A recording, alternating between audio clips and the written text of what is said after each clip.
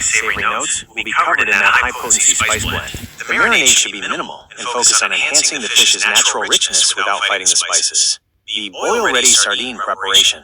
Since the ramen recipe relies on a very intense dry spice butter base, use this preparation method to ensure the sardines hold up. 1. Skip a complex marinade. Do not use lemon juice or heavy herbs in the marinade.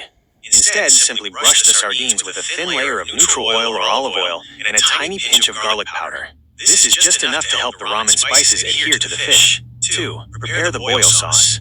Follow the recipe exactly for the spice blend, Cajun, Creole, chili, lemon pepper, etc. in your skillet with butter oil as shown in the video.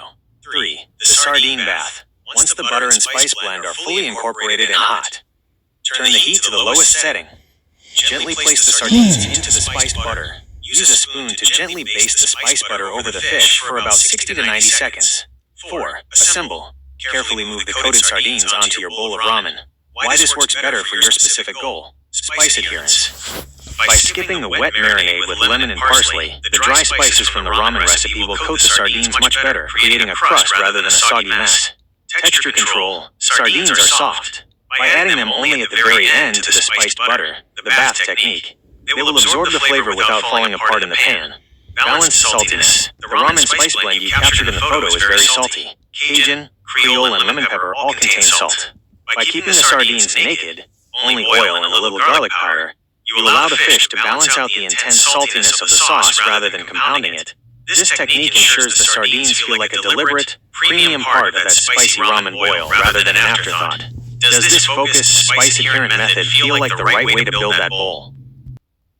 Gotta stop making ramen the old, boring way and try out this easy ramen boil recipe because I'm guaranteeing that y'all gonna want to make this for dinner tonight. So hold up, let me cook. First, I boiled some eggs for about 10 minutes, and once those were done, I tossed those into an ice bath and then started working on my sausage. Whenever it comes to a boil, I always use andouille sausage. I feel like it just brings out the best flavor. And that's the sausage that's typically used whenever it comes to boils. And now it's time to start building that sauce. Toss in a half a stick of butter, about a tablespoon of garlic. We're gonna melt that down, and then we're gonna add all the seasonings you see listed on the screen. Now, once that butter is melted, go ahead and give it all a good mix, and then, almost forgot, add in those packets from the noodles too. Then add in about a cup of water to dilute it because it's going to be pretty strong, and you can make adjustments from there. Now, to some boiling water, go ahead and toss in your noodle packets, and take a couple cups of the noodle water and add it to your sauce. And that's pretty much it. Go ahead and cut up your eggs, add your noodles to a bowl, toss in those sausage, add your eggs to the bowl, and then, last but not least, toss in that sauce that we made earlier, and pretty much all you got to do now is enjoy it, okay?